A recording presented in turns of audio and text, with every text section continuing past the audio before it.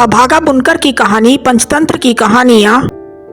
एक नगर में सोमलिक नाम का जुलाहा रहता था। विविध प्रकार के रंगीन और सुंदर वस्त्र बनाने के बाद भी उसे भोजन वस्त्र मात्र से अधिक धन कभी प्राप्त नहीं होता था। अन्य जुलाहे मोटा सादा कपड़ा बुनते हुए धनी हो गए थे। उन्हें देखकर एक दिन सोमलिक ने अपनी पत्नी से कहा, प्रिय देखो, मामूली कपड़ा बुनने वाले जुलाहों ने भी कितना धन वैभव संचित कर लिया है, और मैं इतना सुंदर उत्कृष्ट वस्त्र बनाते हुए भी आज तक निर्धन ही हूँ। प्रतीत होता है यह स्थान मेरे लिए भाग्यशाली नहीं है, अतः विदेश जाकर धनोपार्जन करूँगा। सोमलिक पत्नी ने कहा, प्रियतम, विदेश में धनोपार्जन की कल्पना मिथ्या स्वप्न से अधिक नहीं। धन की प्राप्ति होनी हो तो स्वदेश में ही हो जाती है, ना होनी हो तो हथेली में आया धन भी नष्ट हो जाता है। अतः यही रहकर व्यवसाय करते रहो, भाग्य में लिखा होगा तो यही धन की वर्षा हो जाएगी। सोमलिक भाग्य अभाग्य की बातें तो कायर लोग करते हैं। लक्ष्मी उद्योगी और पुरुषार्थी शेर नर को ही प्राप्त होती है। शेर को भी अपने भोजन के लिए उद्यम करना पड़ता है। मैं भी उद्यम करूंगा, विदेश जाकर धन संचय का यत्न करूंगा।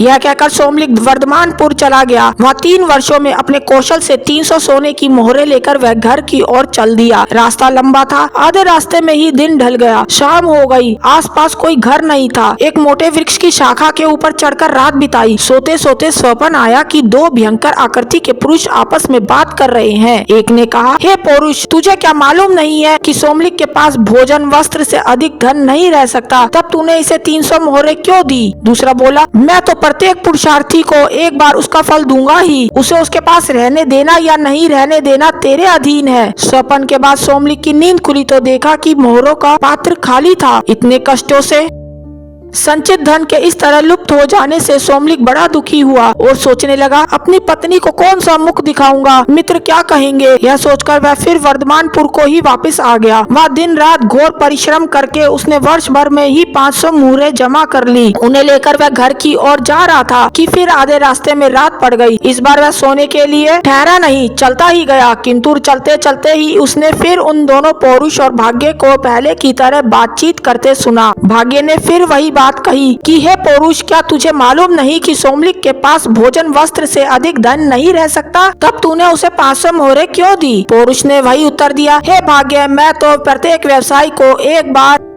उसका फल दूंगा ही। इससे आगे तेरे अधीन है कि उसके पास रहने दे या छीन ले। इस बातचीत के बाद सोमलिक ने जब अपनी मोहरों वाली गठरी देखी तो वह मोहरों से खाली थी। इस तरह 2 बार खाली हाथ होकर सोमलिक का मन बहुत दुखी हुआ। उसने सोचा, इस धनहीन जीवन से तो मृत्यु ही अच्छी है। आज इस वृक्ष की टहनी से रस्सी बांधकर उस पर लटक जाता हूँ और यहीं प्राण दे देता हूँ। गले में फंदा लगा उसे टहनी से बांधकर जब वह लटकने ही वाला था कि उसे आकाशवाणी हुई, सोमलिक, ऐसा दुस्साहस मत कर, मैंने ही तेरा धन चुराया है। तेरे भाग्य में भोजन वस्त्र मात्र से अधिक धन का उपभोग नहीं लिखा। व्यर्थ के धन संचय में अपनी शक्तियां नष्ट मत कर, घर जाकर सुख से रह।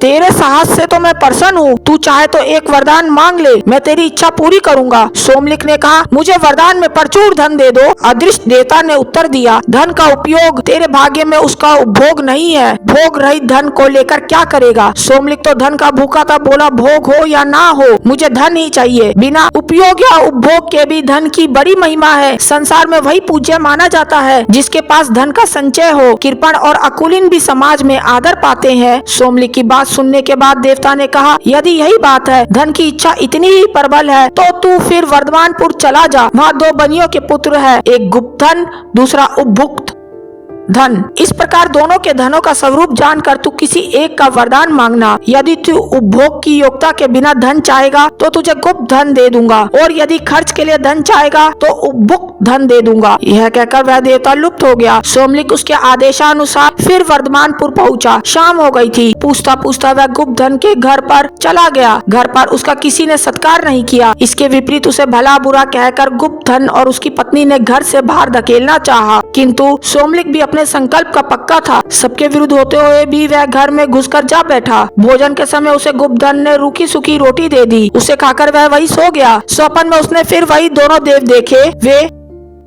बातें कर रहे थे। एक कह रहा था, हे पौरुष, तूने गुप्त धन को भोग्य से इतना अधिक धन क्यों दे दिया कि उसने सोमलिक को भी रोटी दे दी। पौरुष ने उत्तर दिया, मेरा इसमें दोष नहीं, मुझे पुरुष के हाथों धर्म पालन करवाना ही है, उसका फल देना तेरे अधीन है। दूसरे दिन गुप्त धन पेचिश से बीमार हो गया और उसे उपवास करना पड़ा। इस तरह उसकी क्षतिपूर्ति हो गई। सोमलिक अगले दिन सुबह उपभुक्त धन के घर गया। वहाँ उसने भोजन आदि द्वारा उसका सत्कार किया, सोने के लिए सुंदर शैया भी दी। सोते सोते उसने फिर सुना, भाई दोनों देव बातें कर रहे थे। एक कह रहा था, हे पौरुष, इसने सोमलिक का सत्कार करते हुए बहुत धन व्यय कर दिया है, अब इसकी क्षतिपूर्ति कैसे होगी।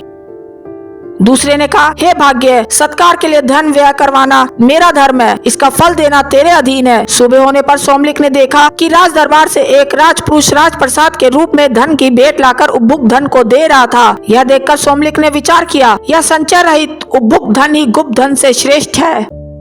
शिक्षा, जिस धन का दान कर दिया जाए या सत्कार्यों में व्यय कर दिया जाए, वह धन संचित धन की अपेक्षा बहुत अच्छा होता है। अगर आपको ये स्टोरी अच्छी लगी तो इस वीडियो को लाइक और चैनल को सब्सक्राइब करना ना भूलिएगा, ताकि इस तरह की और भी स्टोरीज आपको मिल सके। Thanks for watching.